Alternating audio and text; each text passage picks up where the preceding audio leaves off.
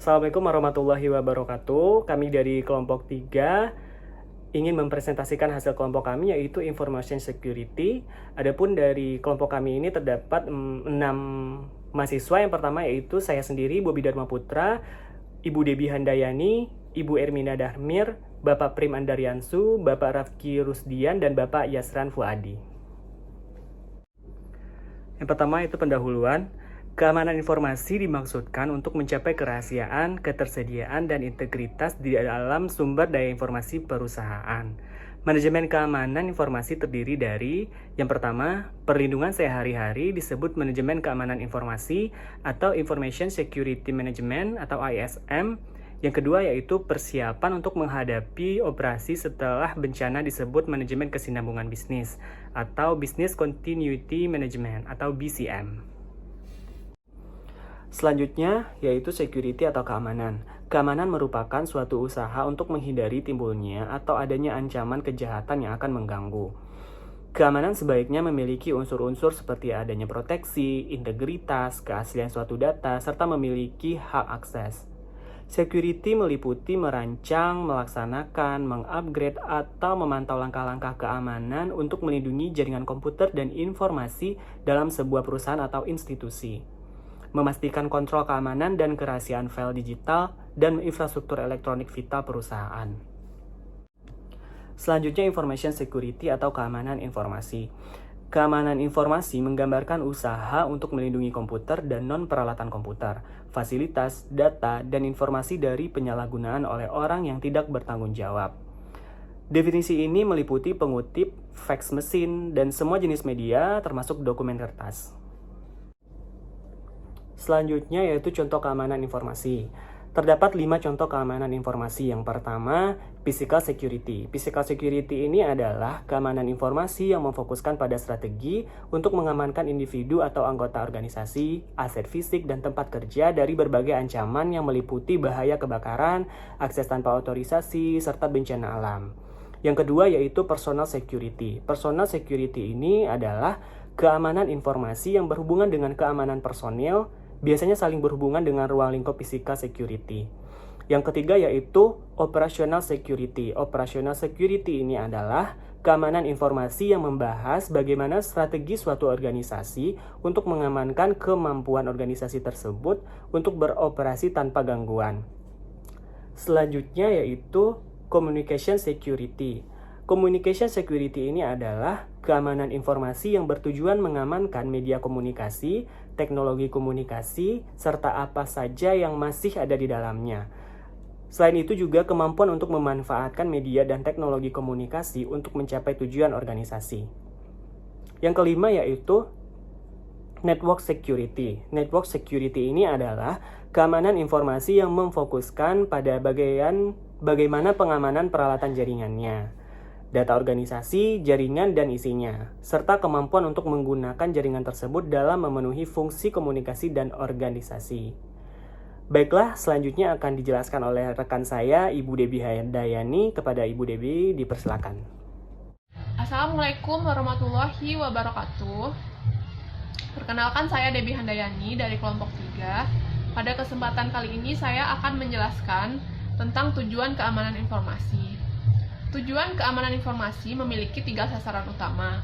Yang pertama adalah untuk kerahasiaan, yang kedua ketersediaan, yang ketiga adalah integritas. Maksud dari tujuan kerahasiaan di sini adalah suatu keamanan informasi itu ditujukan untuk menjaga agar data dan informasi perusahaan dapat dilindungi dari orang-orang yang tidak berhak atau orang yang tidak berwenang atas data dan informasi tersebut. Yang kedua adalah ketersediaan. Ketersediaan di sini maksudnya untuk meyakinkan bahwa data dan informasi perusahaan hanya dapat digunakan oleh orang-orang yang berhak menggunakannya. Yang ketiga, integritas.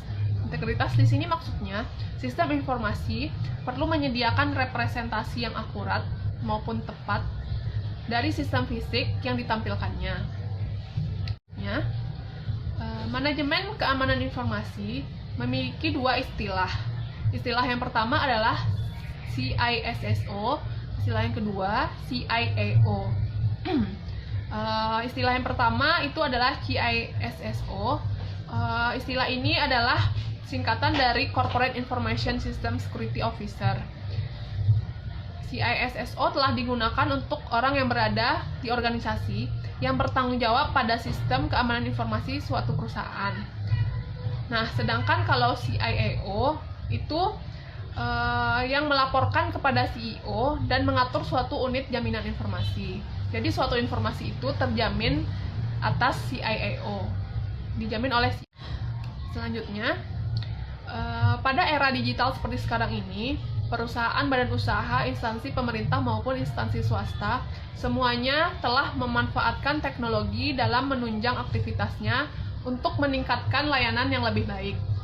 Nah, karena penting dan vitalnya peran dari suatu teknologi informasi ini, maka diperlukan suatu manajemen atas keamanan informasi tersebut. Nah, aktivitas itulah yang disebut dengan manajemen keamanan informasi, dengan tujuan untuk menjaga agar sumber daya informasi tetap aman. Tetap aman di sini maksudnya agar terlindungi dari orang-orang yang tidak berwenang atau tidak berhak atas data dan informasi dari perusahaan tersebut. Nah, seperti adanya pencurian data, penggunaan sistem secara ilegal, penghancuran data secara ilegal, modifikasi data secara ilegal, kegagalan sistem maupun adanya bencana. Nah, ada lagi suatu manajemen keberlangsungan bisnis.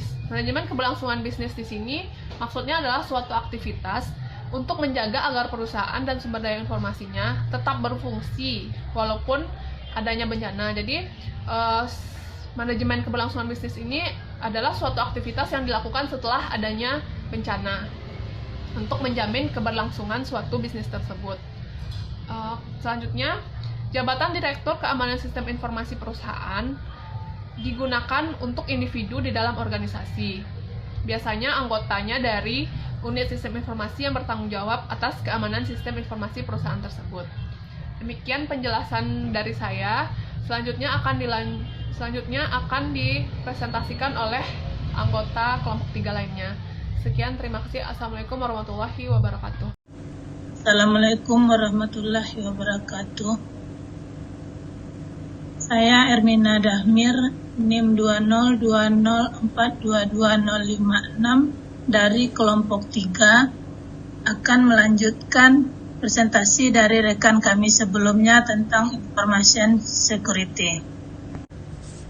Manajemen keamanan informasi atau ISM. ISM terdiri dari 4 langkah. Yang pertama, identifikasi threat atau ancaman yang dapat menyerang sumber daya informasi perusahaan. Yang kedua, mendefinisikan risiko dari ancaman yang dapat memaksakan.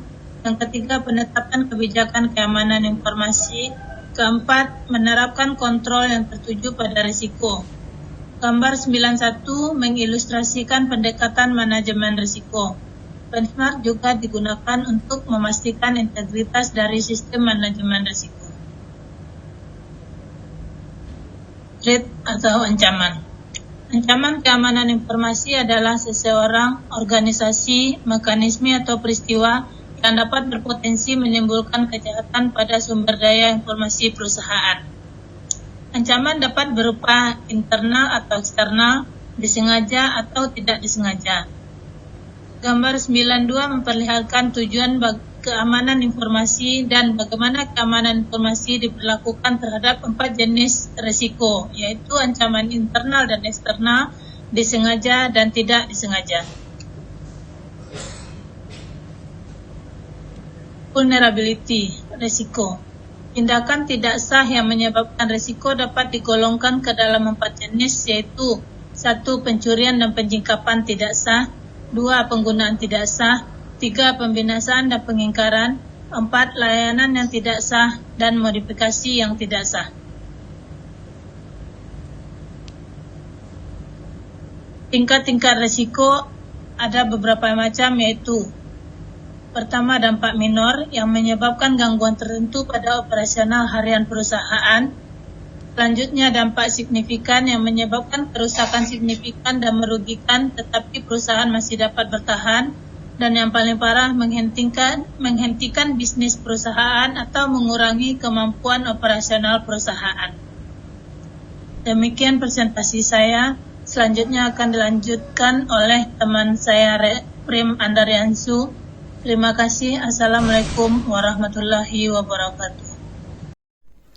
Baik, Bapak Ibu, dengan saya Prem Andariansu akan melanjutkan penjelasan dan presentasi dari kelompok 3, slide 14 sampai slide 16 tentang analisis risiko, manajemen risiko, dan manajemen keamanan informasi.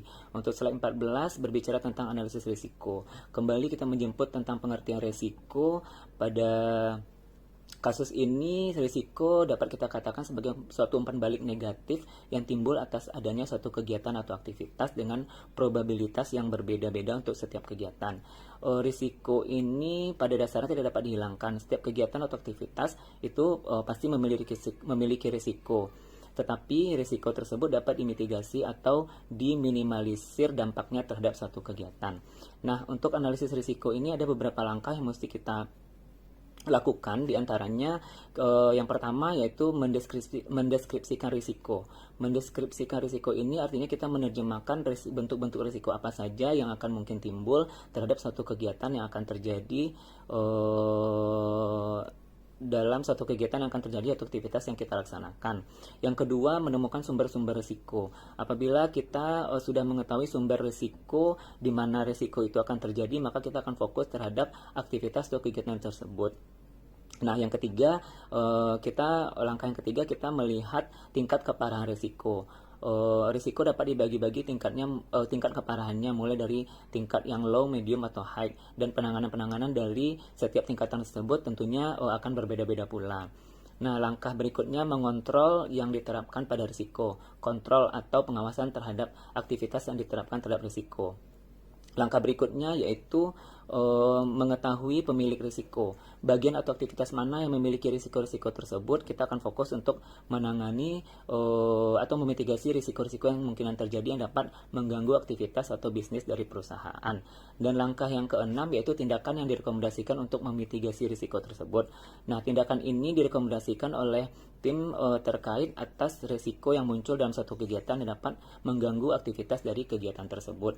Nah, rekomendasi aktivitas ini dengan tujuan untuk memitigasi dan memperbaiki aktivitas-aktivitas yang akan dilaksanakan dalam perusahaan.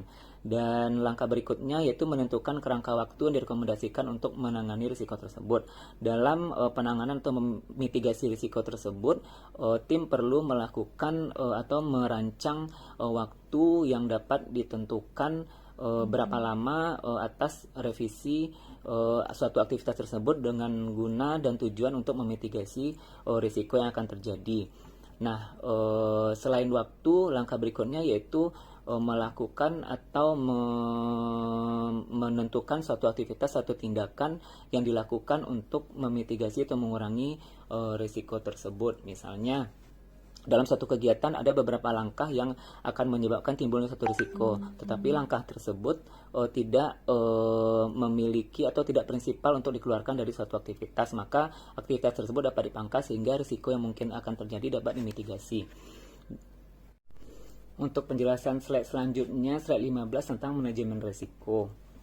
Nah, sebagaimana kita ketahui bahwa resiko tersebut ada yang dapat kita kenali atau kita ketahui akan muncul di awal dan ada yang muncul di pertengahan aktivitas berlangsung. Maka dari itu risiko ini juga berkaitan dengan suatu ketidakpastian. Maka dapat dilakukan untuk mengatasi hal tersebut perlu dilakukannya sebuah manajemen risiko. Jadi dapat dikatakan bahwa sebuah manajemen risiko merupakan sekumpulan proses dalam mengelola risiko tersebut yang akan timbul dalam suatu aktivitas atau kegiatan yang berlangsung. Nah, beberapa langkah-langkah yang dapat dilakukan untuk mendefinisikan sebuah risiko informasi diantaranya pertama, mengidentifikasi aktivitas-aktivitas yang memungkinkan timbulnya suatu risiko. Yang kedua, yaitu mengenali risiko-risiko yang mungkin akan terjadi. Yang ketiga, menentukan tingkat dampak pada perusahaan atau aktivitas atas risiko-risiko yang timbul. Nah, tingkat dampak yang terjadi ini memang dapat dikategorikan menjadi low, medium, atau high tergantung dengan risiko yang akan muncul dan dampaknya terhadap aktivitas atau perusahaan. Yang berikutnya, yang keempat, menganalisis tentang kerentanan atas risiko tersebut, efeknya terhadap perusahaan.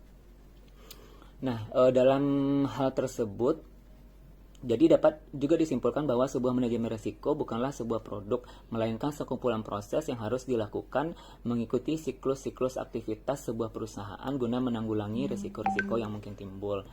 Nah, kita berbicara pada risiko pada sistem informasi, ini dapat juga kita katakan sebagai sebuah kombinasi dari komponen-komponen kejadian dari pelaksanaan aktivitas menyangkut ancaman, kelemahan, dan dampak dari risiko yang muncul. Nah, kelemahan sistem informasi dapat dimanfaatkan oleh pihak-pihak lain atau pihak-pihak yang tidak bertanggung jawab. Biasanya kalau terkait dengan sistem informasi yang dilakukan oleh para hacker yang dapat mengetahui kelemahan sistem informasi dan dapat membocorkan atau mengganggu aktivitas perusahaan, atau juga memberikan masukan kepada perusahaan pada sisi positifnya.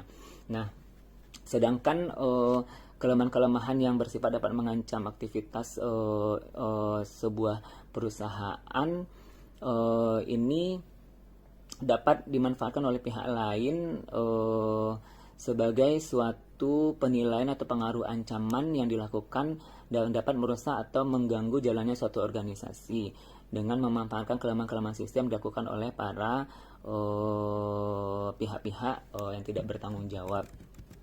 Nah, dalam hal ini perlunya suatu pengelolaan risiko yang berbicara tentang manajemen risiko. Pengelolaan risiko tersebut pada dasarnya dapat kita lakukan di beberapa tahapan kegiatan. Yang pertama, mengidentifikasi atau menganalisa risiko yang akan timbul, lalu melakukan langkah-langkah untuk mengurangi, mencegah, atau dapat juga dikatakan sebuah aktivitas mengupayakan berbagai tindakan preventif untuk meminimalisir dampak negatif dari risiko-risiko yang mungkin timbul. Dan selanjutnya juga dapat melakukan evaluasi terhadap risiko-risiko yang mungkin timbul atas aktivitas sehingga dapat dilakukan penanggulangan dalam rangka memitigasi atau mengurangi risiko yang akan timbul. Jadi dapat dikatakan tujuan utama pada kegiatan manajemen risiko ini, manajemen risiko informasi ini adalah mengidentifikasi, proteksi, dan kontrol terhadap informasi, di mana nantinya tujuan akhir atau tujuan utama dari kegiatan manajemen risiko informasi yaitu proteksi terhadap informasi yang ada di perusahaan atas ancaman-ancaman lingkungan eksternal, sehingga informasi perusahaan akan dapat terpelihara dengan aman dan terjamin, dan manajemen perusahaan dapat melaksanakan tugasnya dengan sebagaimana mestinya.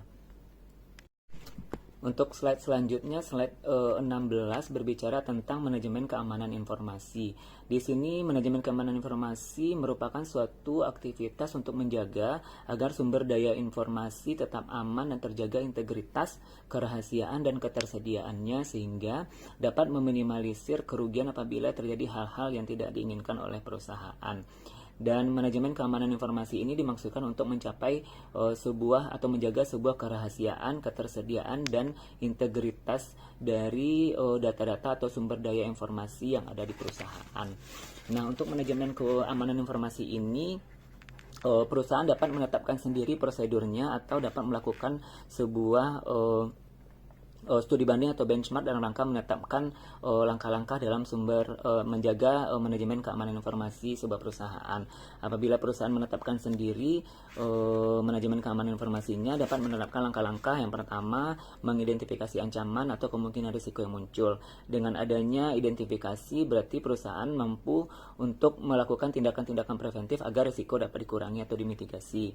Nah, setelah itu mengenali risiko. Dengan mengenali risiko berarti perusahaan akan mampu menentukan langkah-langkah yang paling tepat untuk memitigasi risiko tersebut.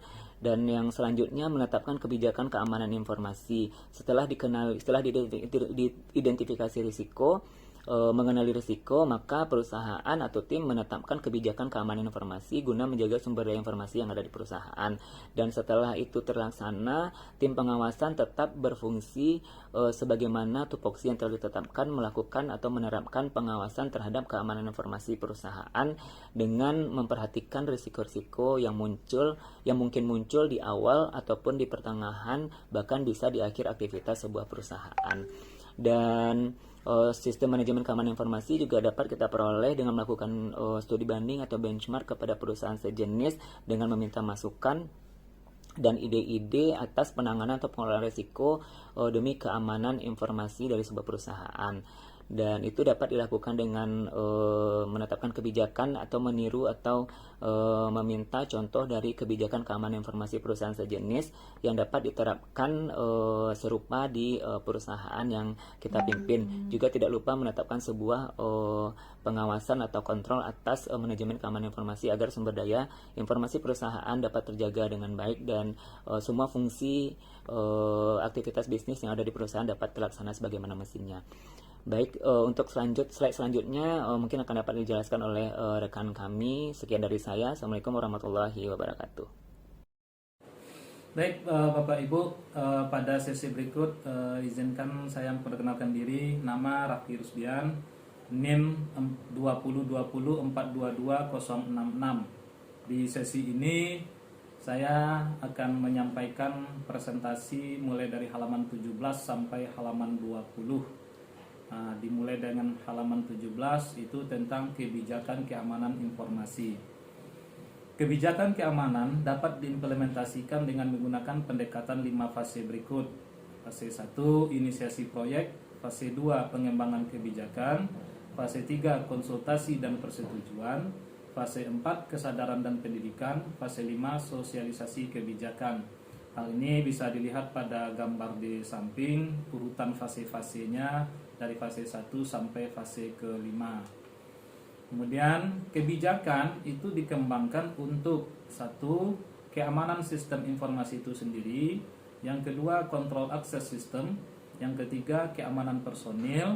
Keempat, keamanan fisik dan lingkungan.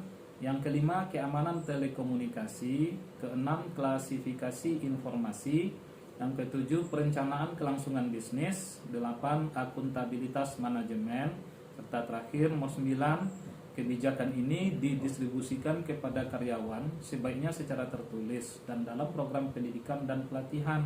Dengan kebijakan yang ditetapkan, kontrol dapat diimplementasikan.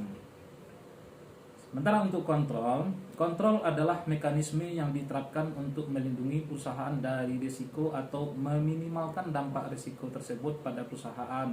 Jika terjadi, 1. Kontrol teknis adalah kontrol yang dibangun ke dalam sistem oleh pengembang sistem selama siklus hidup pengembangan sistem.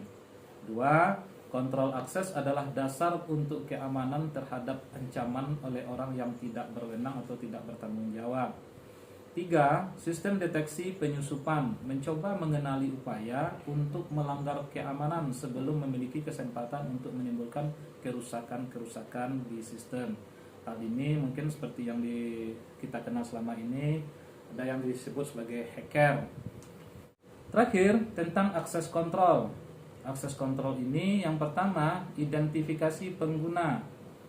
Pengguna pertama-tama mengidentifikasi diri mereka sendiri dengan memberikan sesuatu yang mereka ketahui seperti kata sandi, username atau password.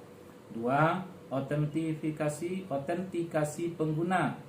Setelah identifikasi awal dilakukan, pengguna memverifikasi hak mereka untuk mengakses dengan memberikan sesuatu yang mereka miliki, seperti kartu pintar atau token atau chip identifikasi.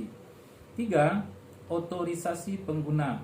Dengan pemeriksaan identifikasi dan autentikasi berlalu, seseorang kemudian dapat diotorisasi tingkat penggunaan tertentu. Misalnya, satu pengguna mungkin hanya diizinkan untuk membaca dari file, sedangkan pengguna lain mungkin diizinkan untuk membuat perubahan. Jadi ini seperti tugasnya admin atau klien yang bisa membuka sebuah file, yang admin bisa merubah sampai memperbaiki file, sementara yang klien hanya untuk melihat-lihat saja. Untuk ini bisa dilihat pada gambar di samping tata urutannya, di mana sang user nanti itu masuk untuk menyampaikan identifikasi penggunanya. Pengguna ini nanti disesuaikan dengan database yang sudah ada. Kalau misalnya pengguna itu sudah terdaftar dalam database, maka dia akan diautentikasi penggunanya. Kalau sudah berikutnya autentikasinya bahwa benar dia terdaftar dalam database, maka akhirnya akan diberikan otorisasi pengguna, sehingga akses kontrol itu bisa dibagi. Baik Bapak Ibu, demikian informasi yang dapat disampaikan pada sesi ini. Selanjutnya akan diteruskan oleh kawan-kawan berikut. Terima kasih. Bismillahirrahmanirrahim. Assalamualaikum warahmatullahi wabarakatuh. Perkenalkan, kami Yasran Fuadi, anggota kelompok 3 dengan NIM nomor induk mahasiswa 2020422072. Baik, di sini kami akan menyampaikan presentasi kegiatan kami di kelompok 3 yang diberi judul Sistem Informasi Manajemen, di mana kami selaku anggota kelompok dipercaya mempresentasikan slide halaman 21, 22, dan 23. Formal control mencakup penetapan 1. Kode etik, 2. Dokumentasi, prosedur, dan praktek yang diharapkan. Yang ketiga, memantau dan mencegah perilaku yang berbeda dari pedoman yang ditetapkan. Kontrol formal dalam manajemen itu menghabiskan banyak waktu untuk merancangnya karena didokumentasikan secara tertulis. Mereka diharapkan akan berlaku untuk jangka panjang. Kontrol informal mencakup kegiatan seperti 1. Menanamkan keyakinan etis perusahaan pada karyawannya. Yang kedua, memastikan pemahaman tentang misi dan tujuan perusahaan. Yang ketiga, program pendidikan dan pelatihan.